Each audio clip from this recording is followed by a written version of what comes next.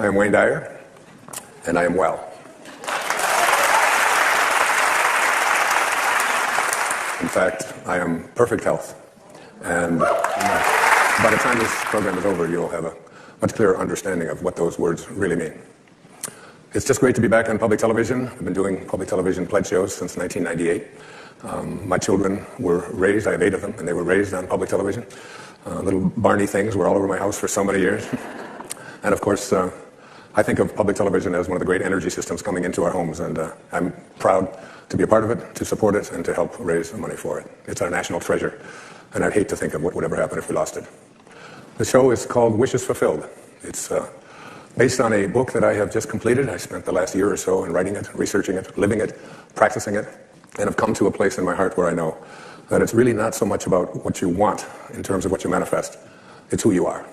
You manifest what you become as a human being. And this program is about teaching you to become the highest consciousness being that you can be, to be aligned with your source, to be aligned with God. And when you are, you become a creator and a co-creator in your life. I'd like to open this program with a poetic offering from Samuel Taylor Coleridge, who wrote The Rime of the Ancient Mariner. And he also wrote a poem that I used earlier in my life in one of my earlier books, Real Magic. Listen to the words and ask yourself if they really mean something to be true for you, if you really believe in what the poet is offering here. He says, what if you slept? And what if in your sleep you dreamed? And what if in your dream you went to heaven and there picked a strange and wonderful flower? And what if, when you awoke, you held that flower in your hand? Ah, what then? The poet asks. Do you believe that it's possible to bring something from the world of the formless, from the world of a dream, into the world of the physical? The poet was speaking metaphorically, but I am not. This is really a program about applying those words in your own reality. Most of us were raised to become ordinary. And I'm not putting down ordinary, but ordinary is just not good enough for me. Ordinary is you go through your life and you fill out the forms and you pay your taxes and you do what your parents tell you and you're honorable and you're honest and you're a good citizen and then you die. Extraordinary is something very, very different. This is about recognizing within yourself that there's something very, very extraordinary that you haven't been trained to believe in, to come to a place where you can apply it and put it into your life. And I want to say to you that I have been working in my life at living an extraordinary life, and so many powerful things have happened to me I'll be sharing with you throughout this program. But more than that, you can go way beyond ordinary. You can go way beyond just being average. There's not an average person watching this show. There's not an average person in this room tonight. All of us are extraordinary. We just have to come to believe it. There was a friend of mine, her name was Portia Nelson. Portia passed away a few years back. She lived up in Seattle. And she was at a seminar, and they asked her to, and they asked everyone to write on a 5x7 sheet of paper or card the 5 chapters of their life. They only wanted to give them 5x7 cards because they didn't want to get too wordy. And Portia Nelson sat down and wrote these words about the 5 chapters of her life. And I thought I would share them here with you. They're so beautiful. She said, chapter 1 of my life. I walk down the street. There's a deep hole in the sidewalk. I fall in. I'm lost. I'm helpless. It isn't my fault. And it takes forever to find a way out. Chapter 2 of my life. I walk down the same street. There's a deep hole in the sidewalk. I pretend I don't see it. I fall in again. I can't believe I'm in the same place. It isn't my fault. And it still takes a long time to get out. Chapter 3 of my life. I walk down the same street. There's a deep hole in the sidewalk. I see it there. I still fall in. It's a habit. My eyes are open. I know where I am. It's my own fault. And I get out immediately. Chapter 4 of my life. I walk down the same street. There's a deep hole in the sidewalk. I walk around it. Chapter 5 of my life. I walk down another street. Isn't that great? Portia Nelson. I walk down another street. And this is another street. Look, it's called New Street. Old Street. Walking down another street means leaving behind ordinary. And when I use the word ordinary, It has deep and profound meanings to me. Ordinary just simply isn't enough. Ordinary is when you want to become average and to fit in. But to get to extraordinary, what you do is you have to consult the invisible place within yourself. And this is called your soul. And your soul, well, I jotted down a few words about the soul based on a lecture I heard from a great teacher of mine who lived in Bulgaria. He was an initiatic science teacher. And his lecture was very profound. And I wrote these words after listening to one of his recorded lectures.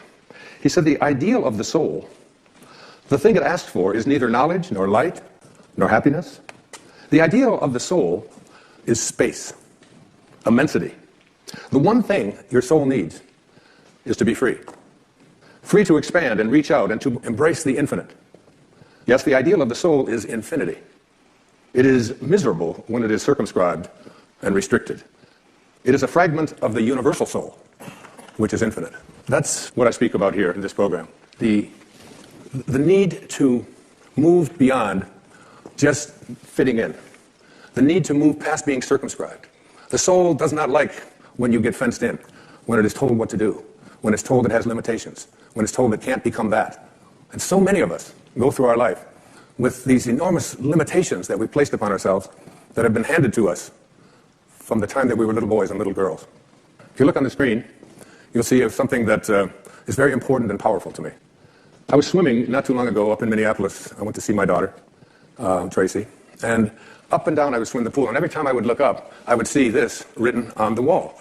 And I thought, as I was preparing to do this program, this is just so important and significant. If you would like to accomplish something, you must first expect it of yourself.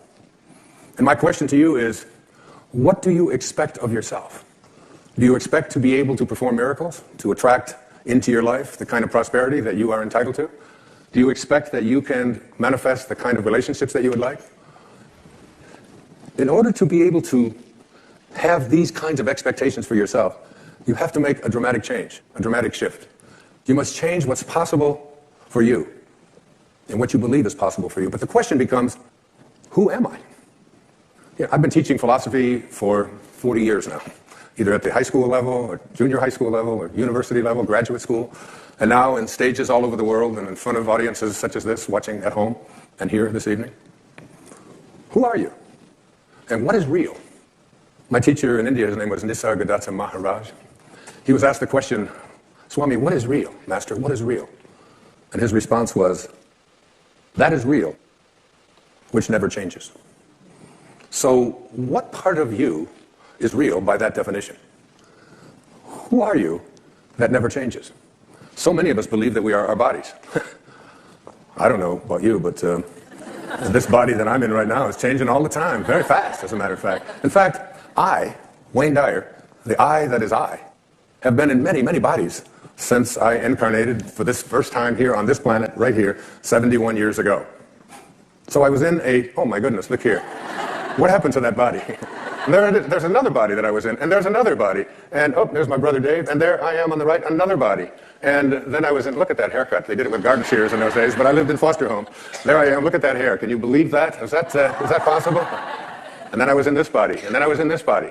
And I have been in toddler bodies, baby bodies, teenage bodies, macho bodies, mustache bodies, endless bodies I have been in with my little ones and my 8 children. And the fact of it is that when you think about it, when I was in the 20-year-old body that I was in, I really thought it was real. Didn't you? I mean, even the body that you and all of you look at your body and think, well, let's see, I was in a 20-year-old body, and is it real? Was it real? Well, you believe that it was real, but I've been looking for that 20-year-old body for 50 years now. I can't find it.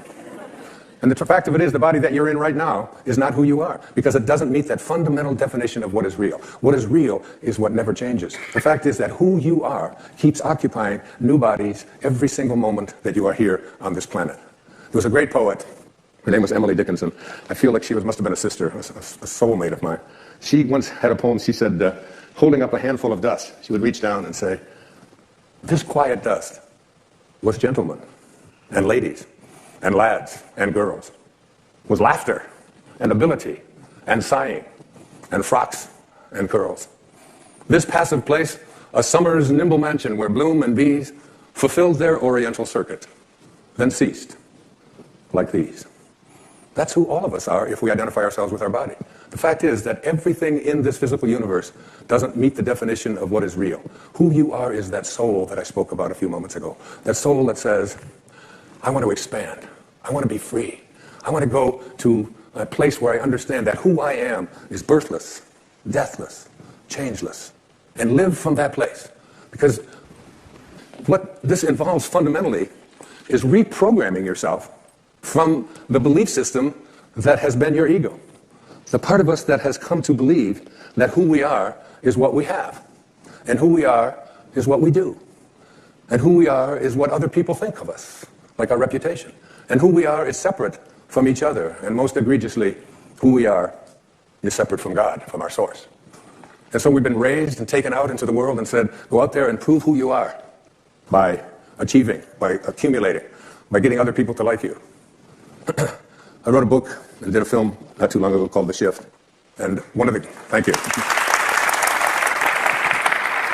And in there I spoke about and used these words. The direction we take in life is far more important than the place that our ego parks us in this present moment. That who we are is this divine, infinite being that keeps occupying new bodies endlessly until we leave this body and then move on. And there is no beginning. There is no end. There is only now, each and every one of us. So the soul, the part of you that is extraordinary, the part of you that came into this world and knows, I can be anything, I can do anything, I can accomplish anything that I place my attention on.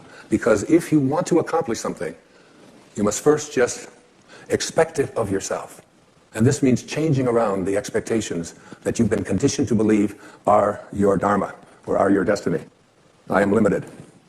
I am not entitled to prosperity.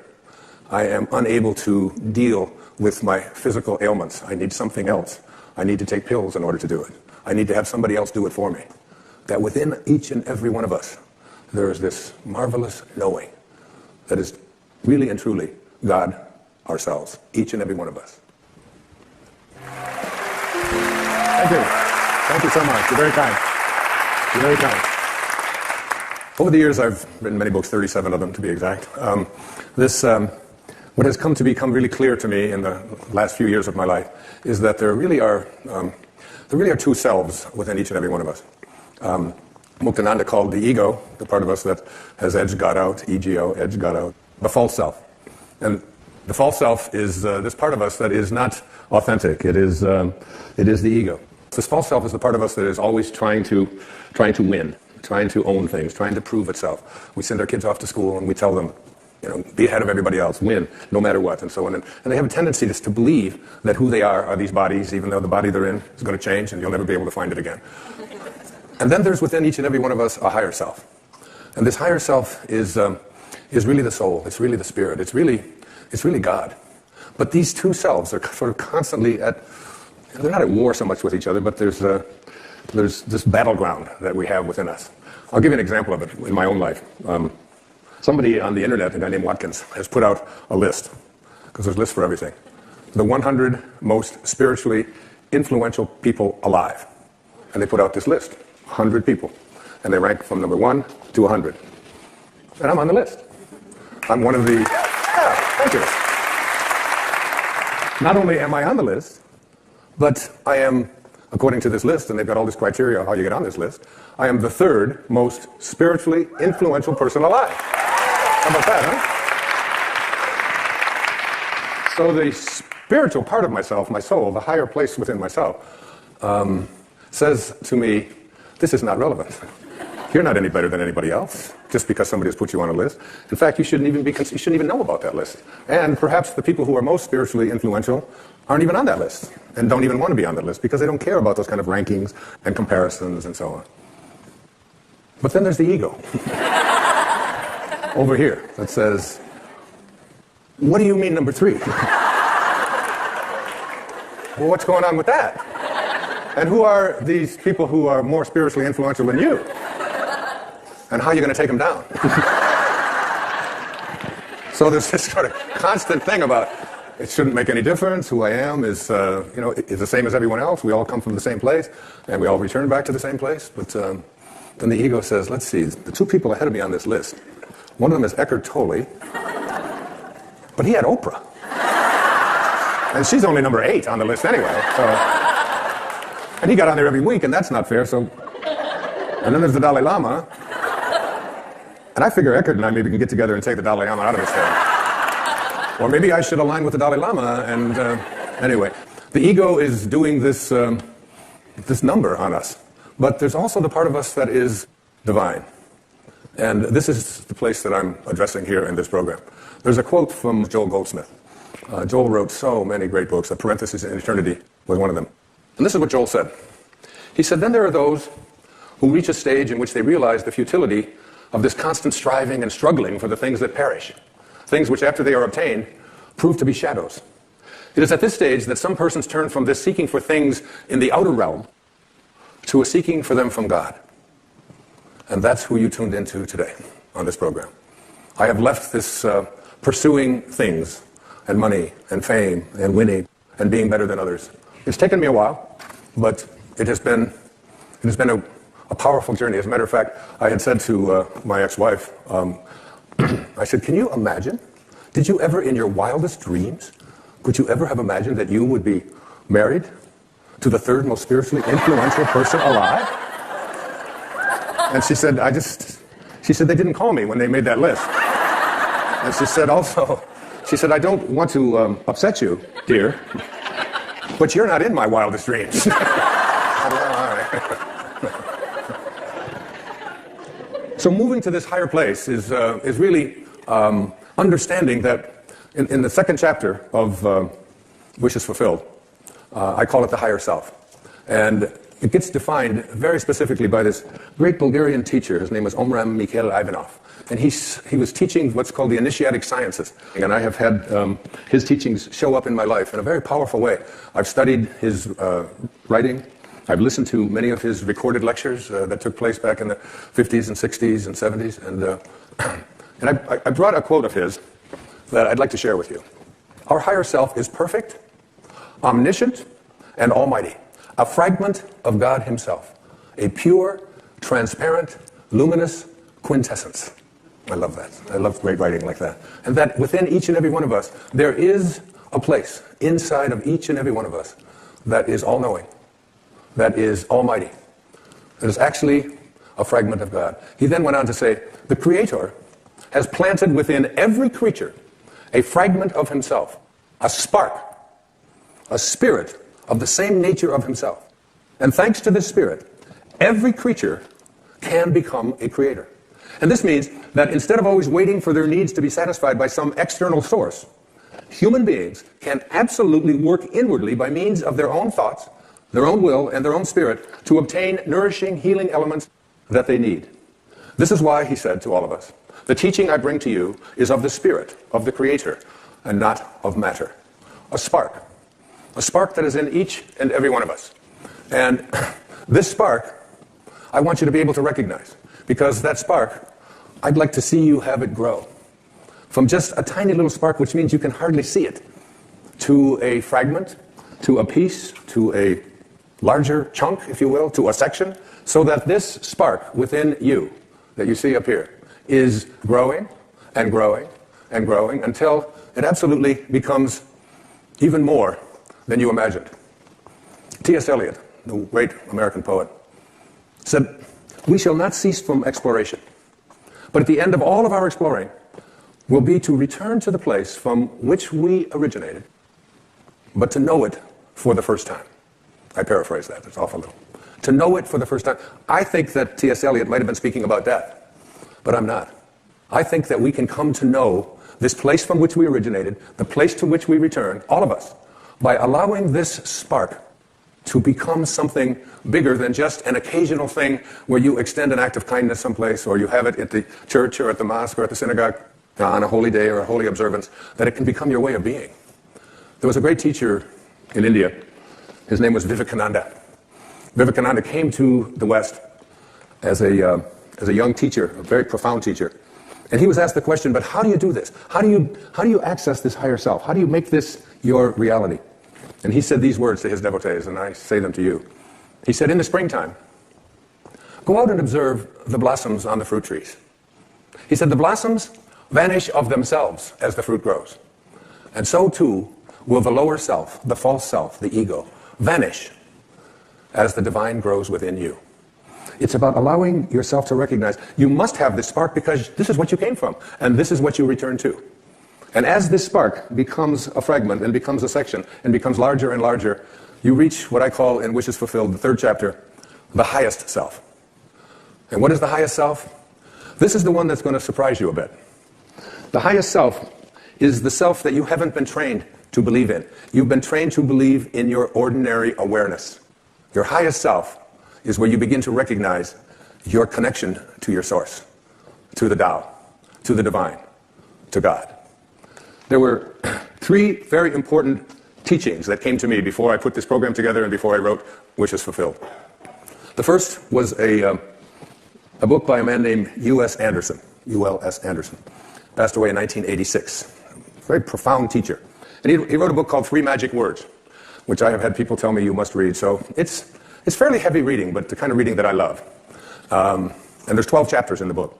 And you get to the 12th chapter and you keep waiting for the 3 magic words because he doesn't say what they are. And at the end of each chapter, there's a meditation.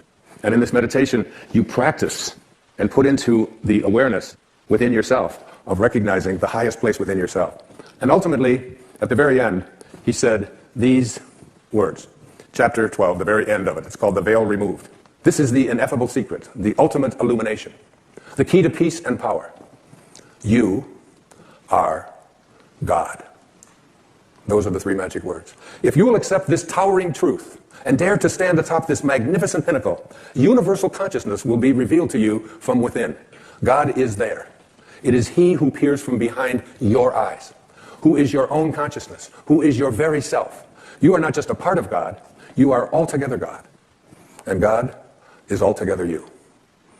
Now, that's scary stuff for a lot of people. We weren't raised to believe that. I'm not saying that you ought to go out into the world and say, excuse me, but you know who you're talking to, that I am God. And the reason that we laugh is because we think of God as the God that we've created in our own image. The God of the ego, the God who's angry, the God who wants special favors, the God who has the ability to heal but withholds it. But there's another word that Jesus used in the New Testament, and this is the God I speak of, quoting him. God is love. And he that dwelleth in love dwelleth in me, and I in him. God is love. Pure, unconditional, blissful, divine love. That's who you are. The second great teaching was a man named Neville. Neville Goddard passed away in 1972. Lectured over in California, particularly in the 40s and 50s and 60s. I read his book, The Power of Awareness, 7 times. I gave it to each one of my children at Christmas a couple of years ago, and they called me up and they said, Dad, it's great, but I don't understand it. It's a little heavy. I said, well, then maybe it's part of my dharma to make it a little clearer. And chapter 27, the last chapter of his book, The Power of Awareness, it says this. In all of creation, in all of eternity, in all the realms of your infinite being, the most wonderful fact is that which is stressed in the first chapter of this book. You are God. You are the I am that I am. You are consciousness. You are the creator. This is the mystery. This is the great secret known by the seers and prophets and mystics throughout the ages. This is the truth that you can never know intellectually. If you want to understand something intellectually, what you must do is analyze it, come up with a formula for it, study it, look at other experts about it, and come up to a conclusion. If you want to understand something spiritually, you must first experience it. You must come to know this within. In the New Testament, which I read completely before I wrote Wishes Fulfilled, Jesus is about to be stoned. And he says, why would you stone me? And they say, because you blaspheme. You are a man, and you claim to be God. And Jesus responds in his words, is it not written in your laws that I have said, you are gods? All of you. We are all gods. We have within us, not the God that so often we are taught is outside of us, but the God that is love. The God that is perfect love. The soul that wants to expand because it is infinite and doesn't want to be restricted. And I came across some great teachings that were sent to me. They showed up, as we often think they show up as accidents, but you come to realize that there are no accidents in this universe. Everything that takes place have the pieces moved around by something bigger than all of us. And so it was called the I Am Discourses. And I quote from the I Am Discourses. The first expression of every individual everywhere in the universe, either in spoken word, silent thought, or feeling, is I am. recognizing its own conquering divinity. The student, me, you, all of us, endeavoring to understand and apply these mighty yet simple laws, must stand guard more strictly over his thoughts and expression, in words or otherwise. For every time you say, I am not, I cannot, I have not, you are, whether knowingly or unknowingly, throttling that great presence within you. These words, I am. I opened up this program with the words, I am well, I am perfect health. And where do you think they came from? What do these words, I am, mean? A very quick retracing of the story of Moses. Moses, this little baby who was born at a time when the Pharaoh had ordered all male children to be drowned in the Nile. And Moses' mother took his little baby, put him in a basket, and floated him down the Nile.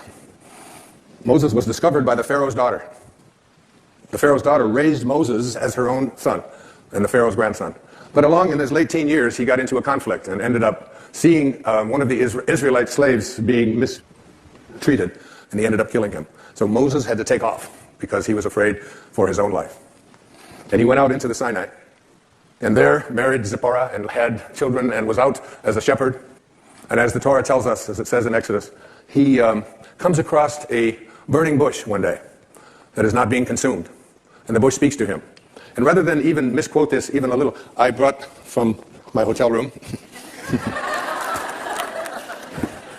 You wouldn't steal the Bible, would you, Wayne? No, I'll put it back. So the bush speaks in Exodus chapter 3 and says, Moses, Moses. And the first words that Moses says to God are, here I am. Then he said, do not draw near here, this place. Take off your sandals for your feet, for this place where you stand is holy ground. And God speaks to Moses and says, I want you to go to the Pharaoh and I want you to free your people. And Moses is going, wait, hold on here. Who am I? And who are you? Moses says to God, who am I that I should go to the Pharaoh and that I should bring the children of Israel out of Egypt? So he said, I will certainly be with you, and this shall be a sign to you that I have sent you. When you have brought the people out of Egypt, you shall serve God on this mountain. Then Moses says to God, indeed, when I come to the children of Israel, and I say to them, the God of your fathers has sent me to you, and they say to me, what is his name? What shall I say to them? And God says to Moses, I am that I am. And he said, thus you shall say to the children of Israel, I am has sent me to you. This is my name forever, and this is my memorial to all generations. My name is I am that I am. Now, every single time that you use the words I am, you are citing the name of God, right from the holiest books. And every time you say the words, I am weak, I am poor, I am unlucky, I am unhappy, I am sick, I am unable to attract into my life what you want, you are desecrating the name of God. God did not say, I will be. My name is, I hope things work out well. My name is, maybe things will show up that I wanted, but possibly not. He said, I am that I am. You must be conscious of how you use these words. I am. I am strong. I am well. I am content. Even if your senses tell you something different, I am. And as we move now into the meat of this program, you'll see that putting the words I am in front of something into your mind and imagination is a very powerful way to attract into your life, recognizing your own divinity. I am God is not blasphemy. It is your identity. Thank you. Thank you. Thank you. In my study of the work that I mentioned earlier, particularly the work of Neville and the work of U.S. Anderson and the I Am discourses, I came up with, in putting that all together, what I call five wishes fulfilled foundations for being able to attract into your world and become the kind of person that you expect yourself to be. Remember what I said about the quote on the wall of the swimming pool. If you want to accomplish anything, which means to become an extraordinary level of consciousness person, you must first expect it of yourself. You must see yourself and be unafraid to say to yourself, I am connected at all times to my source, to the divine mind, to the Tao, to God, to that which is the creator of all. I am a part of it. And the first of these five foundations I call imagination. Imagination. Many of our greatest thinkers have spoken about the power of imagination. William Blake said that what is now proved was once only imagined. Now think about the importance of that. If you want to have something show up in your life, the kind of person you would like to become, manifest something new into your life, something powerful, whatever it might be, you obviously must first be able to imagine it. your imagination. This is yours and yours alone. You can place anything into your imagination that you want to place there, independent of what anybody else says about it, independent of what your senses tell you, independent of all the evidence that may be to the contrary. You can place into your imagination an I am that represents what you would like to attract into your life and make it come into fruition. Einstein's most famous quote, one of his most famous observations, he said, imagination is more important than knowledge. Knowledge is limited. Imagination encircles the world. Placing these I ams into your imagination, I had some of you I'm sure know about it because it's been all over the papers and so on, a diagnosis of leukemia a couple of years ago. And for a while, I kind of began to believe some of the things that were being told to me about what happens when you have this particular kind of leukemia. And I have instead, in the last year or so, had some of the most amazing, astonishing things happen into my life, where I have felt I was just so alive and so strengthened and so fully connected to my source, knowing. Basically, I have a knowing in here that life itself is a sexually transmitted terminal disease, okay? That's basically the fact, all right? So I'm not saying that all you have to do is put into your imagination an I am that says I am and you're going to live forever. That isn't, but every moment that you do have until you are called can be a moment of exquisite, extraordinary power living from that place. And that's the decision that I made. I have never felt so powerful as I have the last several years, since I recognized the power that I have in my imagination to place something there and live from it. Einstein once said, if you want your children to be intelligent, read them fairy tales. If you want your children to be more intelligent, read them more fairy tales. It's one of the reasons I've taken to writing children's books, to give children an opportunity to explore that thing called their imagination from the time that they're just little boys and little girls. And what I have in my imagination is a do not disturb sign. And it's like mentally inside, I've placed that in there. I do not anyone to disturb or try to change around anything that I have placed in there about what is possible for me. So you never want to place into your imagination any thought that you would not want to materialize. You never want to allow in your imagination to be contaminated by the way life used to be. Your imagination is yours. Don't let any other people influence you. Never allow people's ideas about what is possible or impossible for you to occupy your imagination. I've called it, throughout my life, I've called it being a scurvy elephant. When I was in the 3rd grade, I was living in a foster home out in Mount Clemens, Michigan, and I came home from school, and I talked to Mrs. Scarf, and I said, Mrs. Scarf, what's a scurvy elephant? And she said, where did you hear that? And I said, I don't know, Mrs. Poole, my 3rd grade teacher, was talking to the principal, Mrs. Smith, and she said Wayne Dyer was in his classroom and called me a scurvy elephant. So she got on the phone, and she called up, and the principal said, oh, that's Wayne. He gets everything mixed up. She didn't say that he was a scurvy elephant in her classroom. She said that he was a disturbing element in her classroom.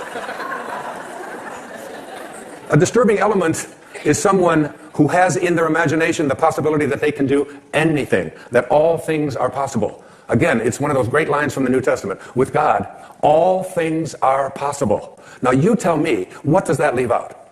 What does all things are possible leave out? That doesn't leave out the possibility that we can defy gravity, that we can soar, that we can heal ourselves, that we can create magnificent prosperity in our life, that we can change the world. I said at one of the breaks here to the audience here tonight, I really believe that if this message gets out there into the world, we can shift the consciousness of this planet. If enough of us begin to believe, we're placing into our imagination a world that we want to live in that has no limitations and that is based on living from a place of love and kindness and God consciousness and spiritual awareness, divine mind at work. I believe it's possible. Thank you. But we have to do it with our imagination. It has to begin with our imagination. Collectively, if enough of us begin to believe that we can create that kind of a world, if public television can put on these kinds of programs, which is why I am a part of public television, because this is what they broadcast. This is what comes into our homes. The energy of all things are possible. Not the energy of violence and hatred and, and all of the silly stuff that you see so frequently on commercial and cable television, especially the violence and especially the rude communication between young children and their parents and so on. You don't see that here. It's why I'm here, raising money for this station and all public television stations. Einstein, once again, this man of imagination said, logic will get you from A to B, but imagination will take you everywhere. That's the first of these wishes fulfilled foundations. The second foundation is very significant and very important. I call it living from the end. This is one of the harder ones for people to get, but I'd like you to go again to the New Testament. Look at Romans 4:17. In the presence of him whom he believed God, who gives life to the dead, and calls those things which do not exist as though they did. and calls those things which do not exist as though they did. Those are very important, significant words. You have to be able to call the things which you have not seen yet materialize and manifest into your physical world. You have to be able to say to yourself, I call those things that I would like to become as if they already do. And you place into your imagination fearlessly the I ams which you would like to create for yourself. And when it's time for me to write another book, I don't even know what it's going to be. I just know that it starts germinating inside me. And it's like a calling, it's like a passion. And I'm over there at my writing space. And before I do, I come up with the title. And before I even write one word, I did it with this book, Wishes Fulfilled. I take a jacket, this isn't even my book. And I take this jacket and I ask the art department at Hay House if they will please design a book with this title. And I put it around another book, which I've done, and I set it on my writing space next to Ralph Waldo Emerson and Jesus Christ picture and Paramahansa Yogananda and my children and the people that I love deeply and profoundly in my life. And I look at it with 3 white candles that I light every single time I sit over there, and I look at that jacket. And it's as if I call those things, the book does not exist. I call it as if it did. When my leukemia diagnosis came in, the information that was sent to me continuously was, it's incurable.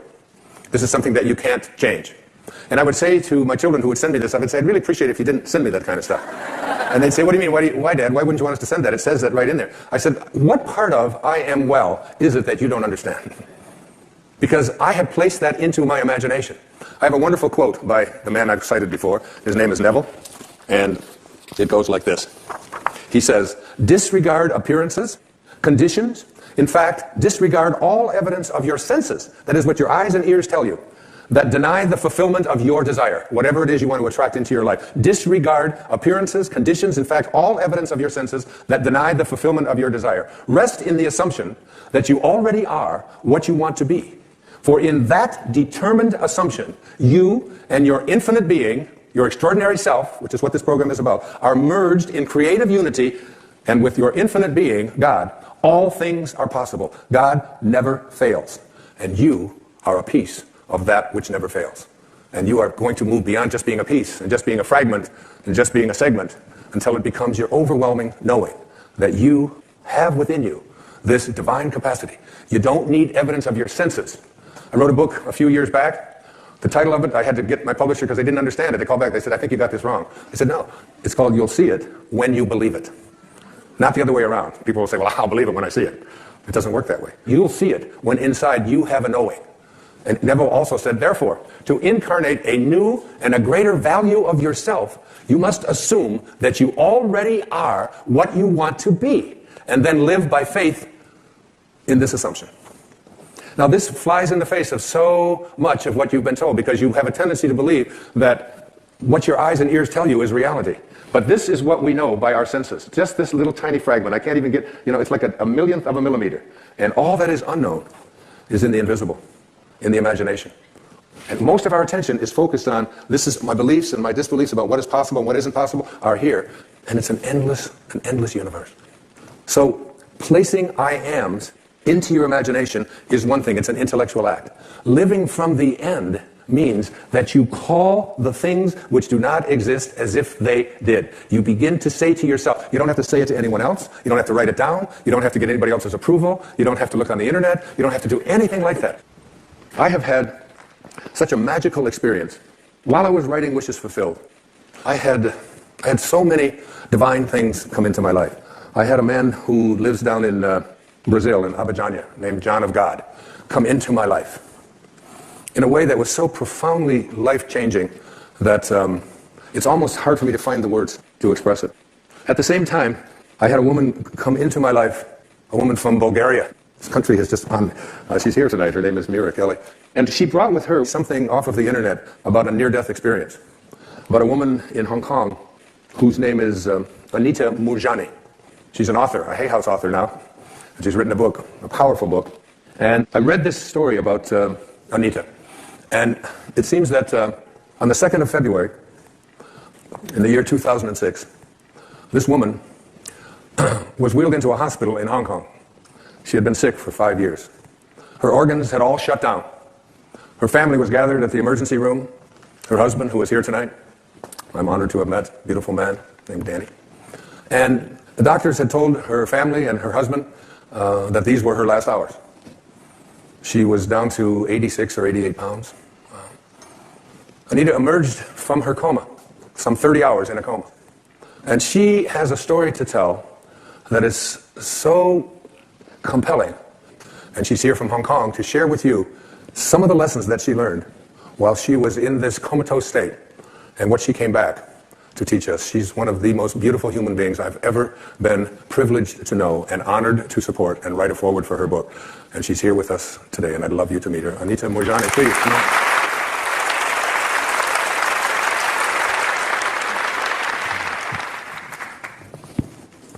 Be seated. Thank you.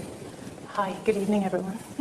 Tell us, Anita, you're in a coma, your husband is whispering in your ear, your mother is there, your brother's on his way to see you, everybody's waiting for you to take your last breath. What were you observing, and what did you learn, and what did you come back to teach us? Wow, there's so much there. Even though I was in a coma, I was actually aware of everything that was happening around me.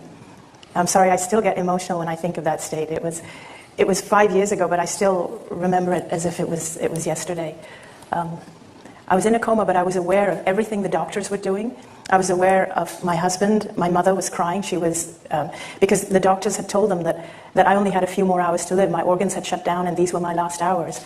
And I wanted to assure them that I was feeling fine, that I was feeling great, but I couldn't. I couldn't understand why I couldn't communicate with them.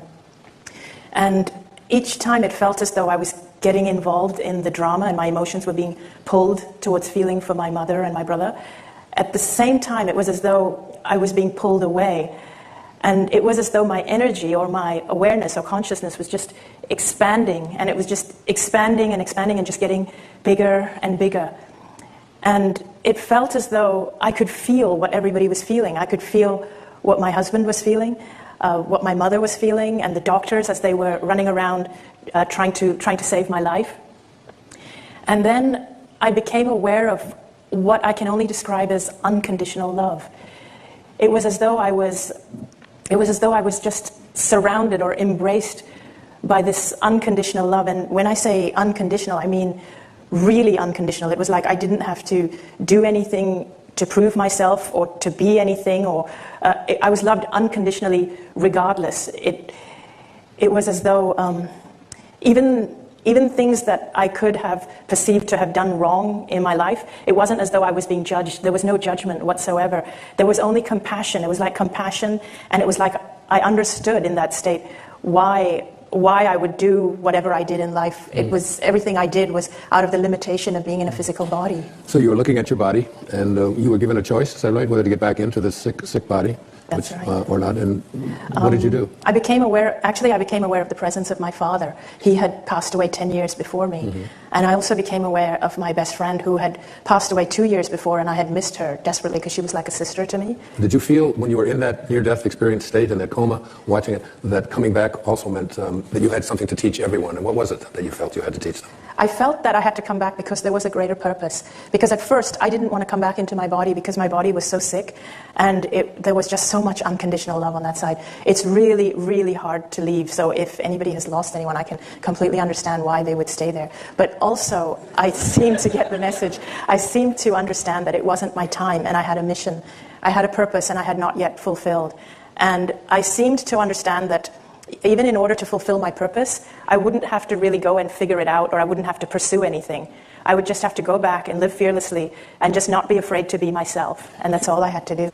I also sensed that my husband and I still had a purpose to fulfill. My husband he's truly my soulmate because he was there talking to me all the way through, talking in my ear and holding my hand, and I was aware of that.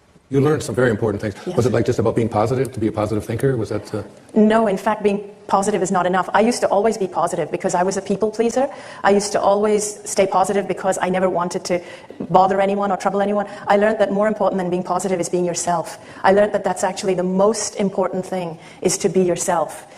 Because that's why we're here. We're here because we're facets of one. It was as though we are all one. Without my body, it felt as though I was connected to everyone and everything. Was fear a big part of your life, and it had something to do with, being ill. Your being sick? Yes, fear was a big part of my life before I was sick. I used to live a life in fear of not being good enough, fear of everything, fear of illness, fear of not meeting other people's expectations. But my near-death experience taught me that there's nothing to fear. In fact, when I was given the choice, I felt I reached a point where I had the choice of whether to come back or not. And it was my father and my best friend who actually said, now that you know who you truly are, go back and live your life fearlessly. And have you been doing that? Yes, I have. Ladies and gentlemen, Anita Mirjani.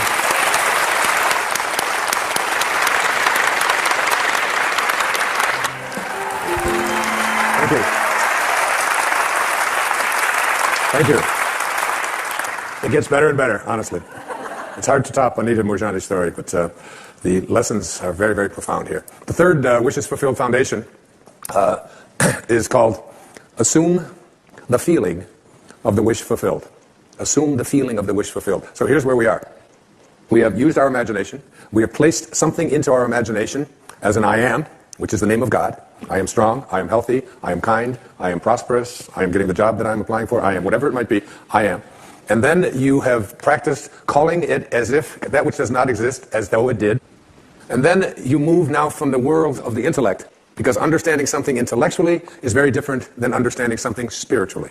To understand something spiritually, you must experience it. And in order to experience it, you have to experience it in your imagination as an I am, but you must be able to feel it. Our feelings are the things that take place in our body. It says, Neville says, and I have this next to my bed where I live in Maui, make your future dream a present fact by assuming the feeling of the wish fulfilled. So whatever it is that you would like to experience in your life, remember, your imagination is yours. Everything that now exists was once imagined. Therefore, everything that is going to exist must first be imagined. Okay? Henry David Thoreau had probably the greatest definition of success that I have ever heard. He said, if you advance confidently in the direction of your own dreams and endeavor to live the life which you have imagined, you will meet with a success unexpected in common hours. It will chase after you if you can place into your imagination what it is that you would like to attract and begin to feel it. Listen to Neville. This is one of my most favorite quotes from The Power of Awareness. That which you feel yourself to be, you are. And you are given that which you are. So assume the feeling that would be yours were you already in possession of your wish. And your wish must be realized. So live in the feeling of being the one you want to be, and that you shall be. Every feeling makes a subconscious impression. And unless it is counteracted by a more powerful feeling of an opposite nature, it must be expressed. Your feelings are different from your thoughts. Your feelings are what you experience in your body. The dominant of two feelings is the one expressed. I am healthy is a stronger feeling than I will be healthy. I am healthy says I feel healthy, and I feel healthy. I feel great. I don't determine if I am well on the basis of what it says on a piece of paper or on the basis of what somebody else out there tells me. I live my life feeling within my body that I am strong, I am capable, I am able. And that is not just something that I say. It's not just an affirmation. An affirmation is an intellectual exercise. This is a spiritual knowing within that I am well. I am content. I am prosperous. But the words that Neville used there are the subconscious. Every feeling that you have makes a subconscious impression upon your body and upon your awareness. Now, you need to understand the subconscious mind of yours. Your subconscious mind rules your life. 96 to 97% of everything that you do is done as a result of your subconscious mind. And when your subconscious mind gets programmed, it goes ahead and responds to whatever it is your conscious mind has placed into it. I was 18 years old. I was in the United States Navy for 4 years. And they sent me to a school in Bainbridge, Maryland, to become a radioman and a cryptographer. And we spent an hour a day, every day, for the first 3 or 4 weeks we were there, on a typewriter, learning Morse code. Okay? And my conscious mind had to program my subconscious mind. Now, this subconscious mind of yours is operating all the time. You're sitting here watching a television show. You got up, you picked up your remote control, you turned the channel on, you got dressed, you ate lunch, you went to the bathroom, you go to work, you get into your car, you drive to work, you don't think about what I'm going to do. Everything that is going on in your life, everybody in here in this room, you got here through your subconscious mind. You didn't have to think about every single thing that you were doing. But there was a time when you did in order to learn that. This habitual subconscious mind of yours rules your life. So I'm 18 years old, I'm taking Morse code. Here's the alphabet, a little bit of it anyway.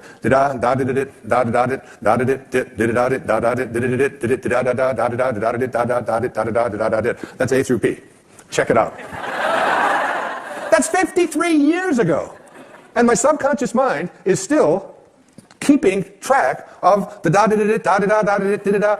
You're doing the same thing, only you don't use Morse code. But you programmed your subconscious mind with da-da-da-da-da-da-da, I can't do that, da-da-da-da-da-da, I'm not very attractive, da-da-da-da-da-da, I'm overweight, da-da-da-da-da-da-da-da, I can't make things happen, and it's da-da-da-da-da-da-da, it's still there, 53 years later, and you go through your life with this subconscious programming, with an awareness that you are not in charge. You're not able to extend or transcend this way of thinking.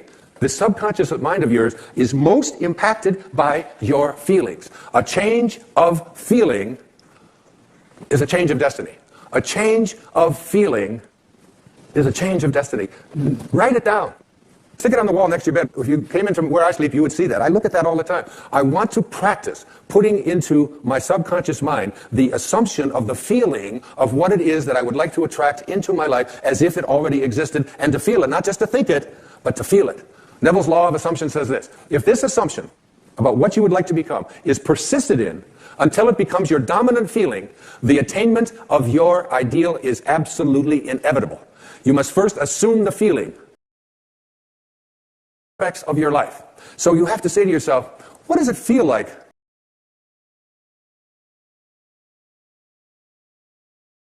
to be well?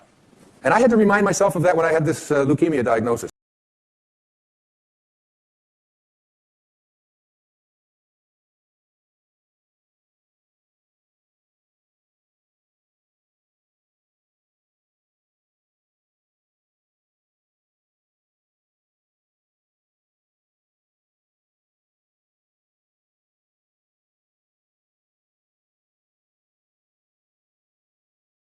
Dying. She had a wonderful and important message for us. She said,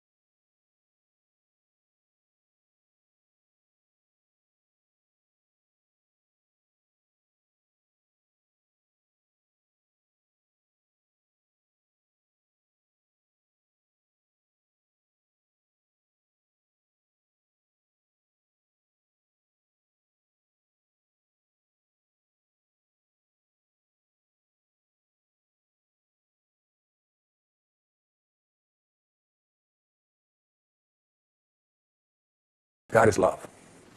The fourth wishes fulfilled foundation I call attention. This is really crucial. Your imagination is able to do all that you ask in proportion to the degree of your attention. So what kind of attention do you place on your desires? Let's say, well, I'll give you an example, the one of myself with this business of this chronic lymphocytic leukemia. My kids just got me this wonderful gift. I hadn't had it before. They wanted me in the 21st century.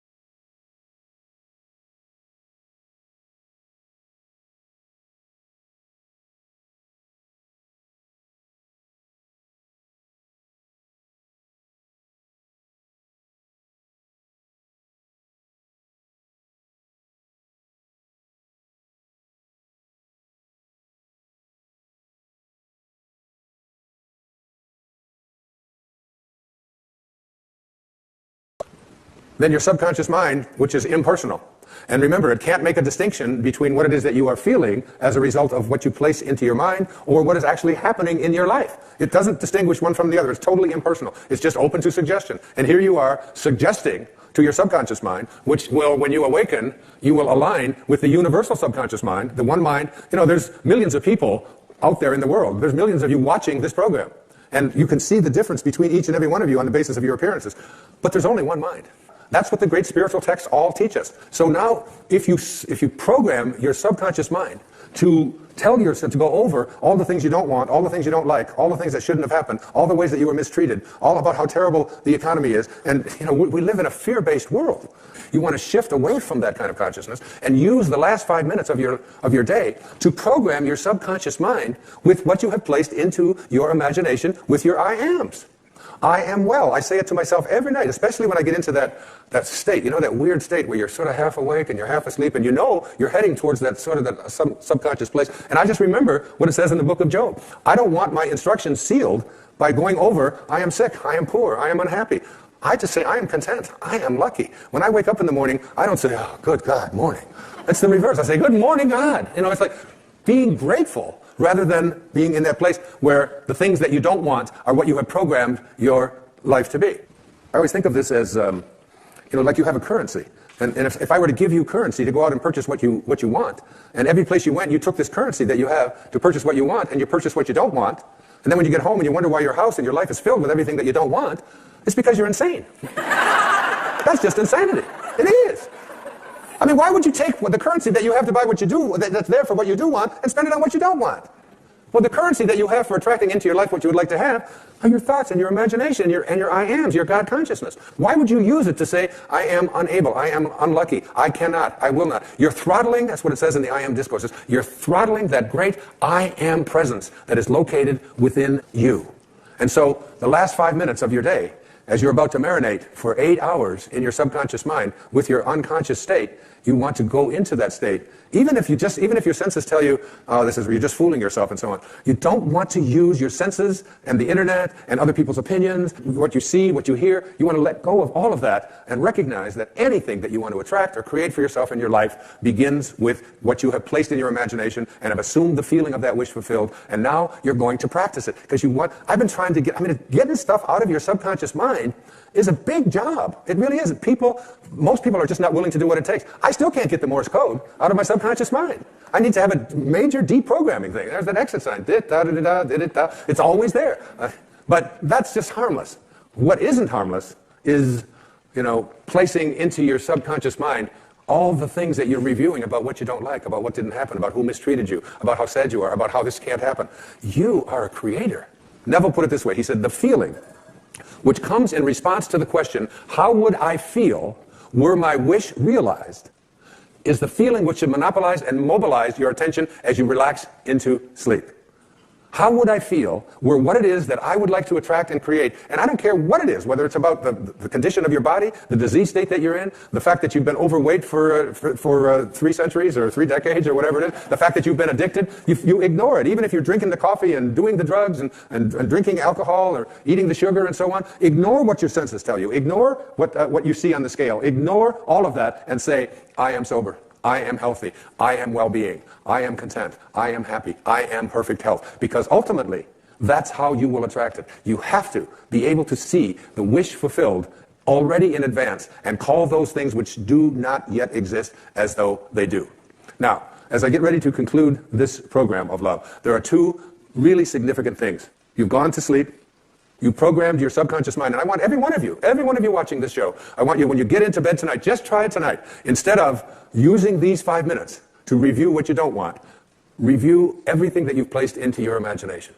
And keep this in mind. When people say to me, and they say it to me all the time, what if I do everything that you say and it doesn't work? It just doesn't work.